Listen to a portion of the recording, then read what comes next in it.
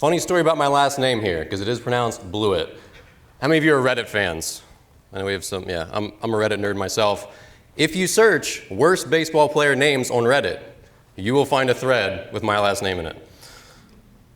So today, I'm here to talk about player development from the pipeline standpoint. And who am I to talk about that? I've pitched 6 years in independent ball. I'm the author of 4 books, 3 on baseball, 1 on mental skills. I'm currently a YouTuber. I kind of make my living on the web. Some of my friends in DC, when they introduce me to someone, they give me this unfortunate moniker of influencer. And I die a little inside every time they say that. But really, I'm an advocate for sports reform, for play, for baseball, and for educating future players. And one of the things that's important in context for this talk is that I owned a baseball academy for 9 years. And so I've been in the forefront of running a travel organization. I know what players know. I know what they don't know. And I've seen a lot of unfortunate things that have gone on in baseball.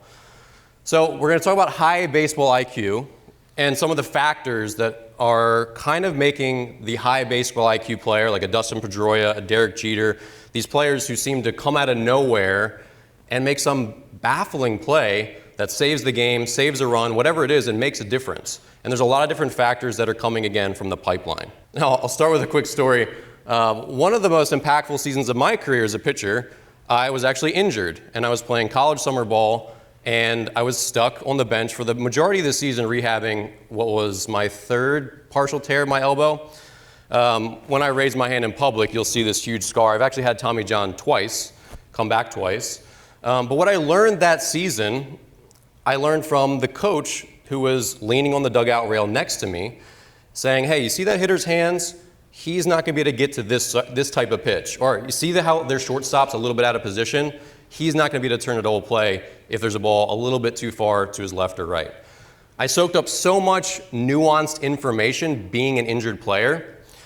And sports parents who are part of the problem today, they will bring a pitchfork to your door if you sit their kids for a couple innings, because there's a lot riding on every little inning of little Johnny's sports career. So let's talk about what is baseball IQ. This is something that's talked about heavily in the dugout, but really it's having a deeper understanding of baseball so that you can improvise, you can make that intelligent situational decision that can maybe change a game and give your team a little bit of a competitive advantage. And it goes much beyond just the mechanics, the nuts and bolts of swings and pitching mechanics. So we'll come back to this towards the end, but the formula, in the way that I've internalized this, there's kind of 4 things. Number 1, your innate personality, how competitive you are. Now, everyone is competitive in sports, but if you've seen maybe the Derek Jeter documentary or the Last Dance with Michael Jordan, those are amazing documentaries, right?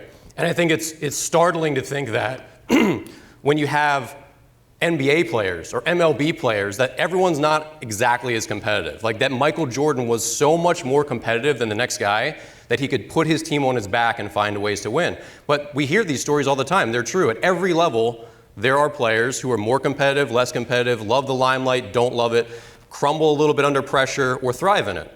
And that competitive personality is what helps you, in the bottom corner here, have a really focused search for competitive advantages. What's that little thing I can do in the 9th inning to get on base, to eke out a run, or get the ball in the right place, when the runner's going and there's a couple runners on base. There's also the freedom to fail and improvise, which is extremely important in your development, and also having experienced coaches, like I mentioned in my injured summer, teaching you the nuance, showing you the things that you don't yet know exist.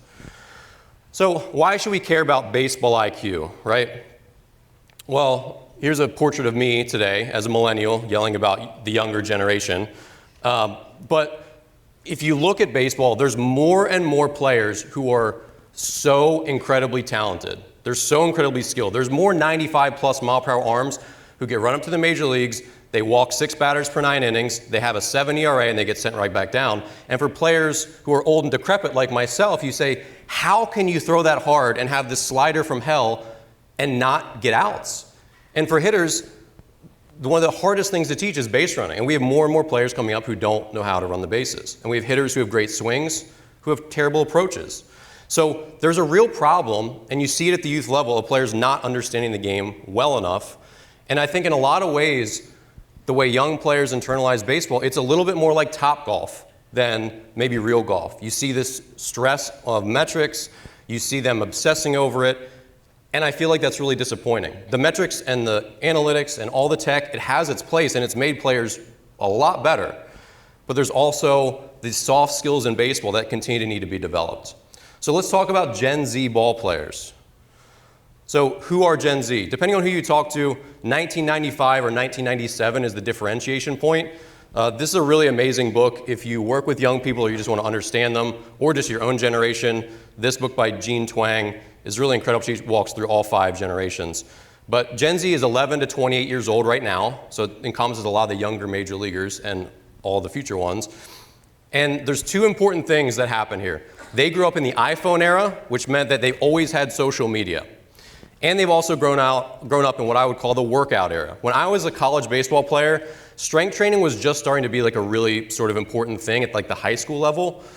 And now every young player, including all of Gen Z, again right now like 11 and up, they will start strength training at 12 or 13 because they have to. They have to if they want to be good one day.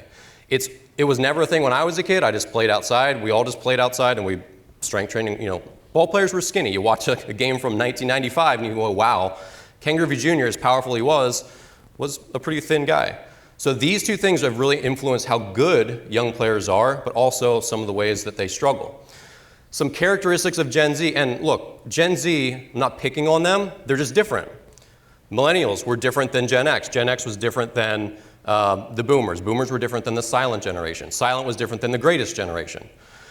But social media really marks Gen Z because there's so much self-comparison. And guess what you can't compare on Instagram and get likes and feel good about? Your base running, your pitch calling, the way you handle your pitchers as a catcher. And Gen Z also, they don't play in the backyard. They're highly supervised. Adults really control a lot of their life. And this also bleeds over into sports. And they also mature a lot slower than other generations. So the life experiences of a young person today, they're getting their driver's license later, they're moving out of the house later. That was also true of millennials. They're having sex for the first time later, they're getting their first boyfriend or girlfriend later. There's just a different arc for their generation. And they're also extremely individualistic, which we'll talk about. So individualism versus collectivism, this has changed a lot in American, just over the course of America. If you looked at a photo from Babe Ruth's era, all the people in the stands, what would you see? Men in hats and suits, women in dresses, right? Today, you see everyone wearing anything they want, blue hair, purple hair, piercings, tattoos. Individual rights came on the back of individualism, right? The civil rights movement, women's rights movement, gay rights movement, trans rights movement, all these are great things that have come from individualism, but there's also pros and cons to all of it. In baseball, and I see this over and over, and I've said this myself, is that we lose focus on the game. I gave up 6 runs today. I pitched objectively horrible. We lost, but I hit 92, so I feel good about it. It's that sort of attitude that we don't really want when it really matters if we win or lose.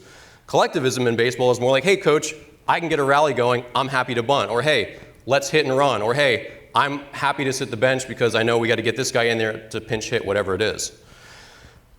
The problem here is that recruiting is such an integral part of young players' journey today that individualism and a focus on me gets you recruited. Collectivism, hitting and running when there's a scout watching you, that doesn't get you recruited as much as, swinging away and hitting one into the gap. But collectivism, baseball's a team sport, that's what actually wins games. So technology has created individualism in all ways in American life, and it does so in baseball as well. So some of the ways that this continues to perpetuate this are, number 1, focusing on radar and metrics, focusing on your recruiting journey. There's just a diminished local team pride when your travel team is going all over, right? And you're bringing kids in from all over. And again, you can't compare the soft skills of baseball on Instagram. So they tend to get overlooked because, oh, Johnny throws 85, I throw 82, so I need to catch up to him. But there's a lot of other soft skills that maybe the harder throwing kid doesn't have. And this is one of the ways that I've come to understand why players make dumb mistakes, even ones they know, they've been coached and they've learned over time. Like saying holding runners. There's a pivotal run on first base, and for some reason in the 8th or 9th inning, kid just forgets about him and he steals second, and now the winning run's on second. It's like, how can that happen? But young players are like an Apple II computer.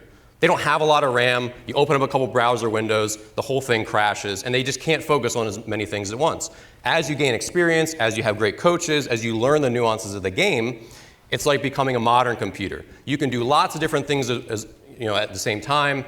The background processing power becomes easy, and now you can get through all the noise quickly to focus on the task at hand. And that's incredibly important for not only performing well, but also finding the nuance in baseball, reading the hitter in a really tight situation, even though your heart is pumping. As a shortstop, making an intelligent decision, even though you just booted a ground ball and you've got the feels about it. So parents are also to blame here. Here you'll see a photo of a 53-year-old baseball dad. It's not Marine One. And part of the problem is, it's not any individual, but like, young players don't play backyard baseball anymore. And again, this is me, Abe Simpson, shouting at clouds. But it's important because that's where you learn to fail. That's where you learn, can I make it to second base if the ball squirts away from my buddy? That's where you learn, what you can do to get your friend to swing and miss. There's a lot of failing privately that doesn't cost you anything that you wouldn't do at a structured team practice or in a game where you're going to feel bad, you're going to make your teammates look bad. You're not going to try to do that next thing, try to get to second base or whatever, because you don't want to look bad in front of everyone else. Parents are also incredibly fierce about their kids getting opportunity. As I mentioned before, you can't sit your kid or their kid because you might be taking away opportunities for them to get to college, and then you're affecting their entire future life, right? And this focus on recruiting and their journey through college and maybe to pro ball so they can become heroes, this continues to drive that individual focus. And the problem here is that parents, they get so consumed by this that they're driving good coaches out of the game. Again, I ran a travel organization, and most parents are wonderful people, and most coaches are wonderful people. But it's a lot when you have to deal with a handful each time, and coaches that say, you know what, I don't need this. And we need those great coaches to keep the pipeline moving. So these are the coaches that we don't have. Now I know this figure here, Buttermaker, he was a drunk, maybe not the best coach, but what he wasn't is he wasn't a dad, he wasn't nepotistic, he was there to coach baseball the way he knew how, right? He was a former pro player in the Bad News Bears. But the problem again is for college and pros, I don't know if you know how much a coach gets paid for coaching a high-level travel baseball team in the summer. It's about $5,000 for the team. So that might be $3,000 for the head coach, $2,000 for the assistant. And you're giving away 6 to 12 of your weekends in the summer, and you're traveling all the time. Like, you don't get to have a normal summer life experience as a, early 20s, mid-20s, 30s, whatever. You have to deal with the parents, and you have to ask yourself, do I want to give away this much of my summer to coach these kids where the parents think they know more about me than baseball, even though I'm doing my best? Is the money worth it? Is that minimum wage salary, after you break it down, worth it? And the answer is no, it just isn't. And so the coaches we're left with are, again, great, well-meaning people. I'm not here to pick on baseball dads because we need them and they give their time. And I've been coached by some great parents, but they're inexperienced, right? They teach what they're going to Google and YouTube, and they're going to take things that they've learned from my YouTube channel and share them, and that's wonderful. But if you were an astronaut going to the moon, I don't know that you'd want to get advice on what it was going to be like from a physicist. I think you'd want advice from another astronaut who'd been on the moon, because there's just a lot of nuance and things to prepare yourself for that someone who hasn't done it isn't going to know exists. And so as we go back to the formula here, parents and coaches and the freedom to have unstructured play and learn the game in that sort of way, and then to have your things illuminated to you that you can then focus on when the game is on the line, these are the things that flow into high baseball IQ. And so when we ask ourselves, can the younger generation continue to get this kind of coaching and to get this kind of sort of training? I think the answer is no. And I've seen it over and over where I've got a high-level 16-year-old who joins my organization. He's a very talented player, and I look out with a runner on first and one out, and he's wildly out of position. I say, do you know where double play depth is? And they don't know. They've never been taught. And it's the soft skills like that are getting left behind. And you say, well, maybe they make up for it all in college baseball. Not from what I've seen. I've seen a lot of bad baseball even at the collegiate level. And colleges, they refuse to let their pitchers call their own game. You'd be hard-pressed if you did a poll of all 300 or so Division I universities to find almost any that let their players call the game. And I find that profoundly sad because baseball is a really special, nuanced, complicated game.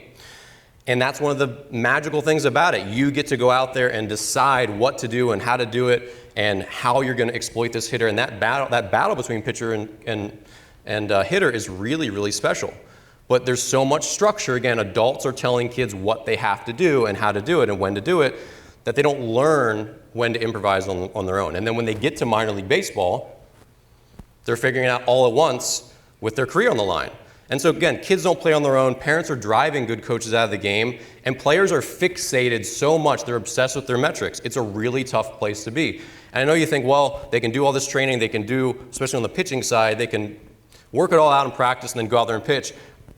As someone who was obsessed with my velocity in college, because I came into college throwing about 82, and I left throwing 92, I was obsessed with my velocity. I was this person. So I know that when you go out there and you're not doing well, you're still thinking, did I hit 89? I hit 89 last time, I have to hit at least 89 this time. And that being in the back of your mind is destructive for executing good pitches when the game's on the line. So what should we do? How can we improve the pipeline of young players going forward? Number one, we need to advocate for reform. And I know there's a lot of money in Major League Baseball, and all these teams have a lot of money.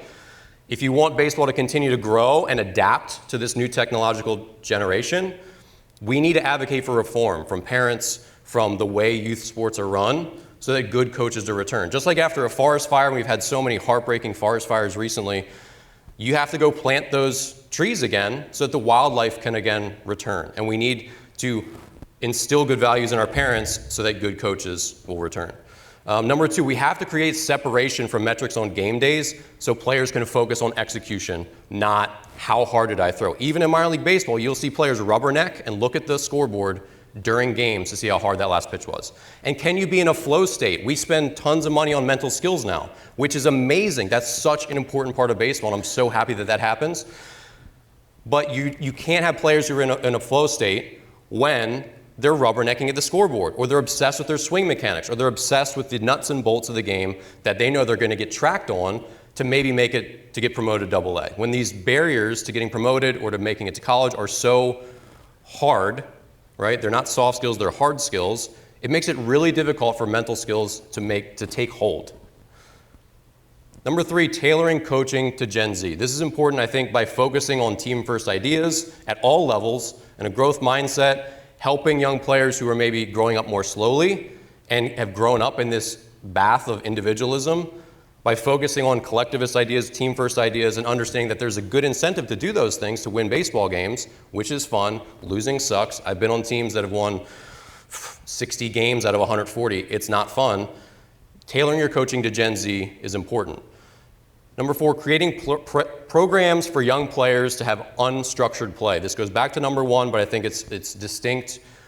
I don't know how this ends up working, but we can have events where players can come, they get their sort of like spot to be, and the coaches sit off to the sidelines, and kids can go out and play stickball. They can do what they want to do. You look at Dominican players, you look at some of these worldly players, they are really good at baseball. Not just their swings, not just how hard they throw. They are very good at baseball because they do this all day. And I've been to the Dominican, and I've watched them playing pickup baseball games, and they are impressive people.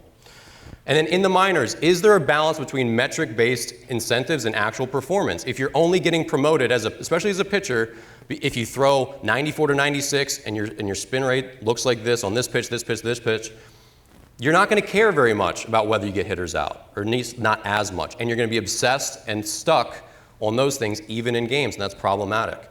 So can we find a balance between saying, hey, we do value if you get outs. We do value if your team wins games, even though it's high A and no one ultimately cares. Can we value that to an extent to help players understand, especially if teams want to build more starting pitching, which everyone is struggling with? We've got more churn, right? 97-mile-per-hour arms that go up, can't do it, come right back down, or get injured. If you want to build starting pitchers, they have to eat up innings. They have to be efficient. They have to get hitters out. And if we're only talking about the numbers, we're going to continue to have starting pitchers that can't go past the fifth inning in the big leagues. So we have to find a balance between metric-based incentives and actual performance. All right, everyone. Thank you so much. Enjoy your lunch. find me on the interwebs if you want to learn more about what I do. Thank you.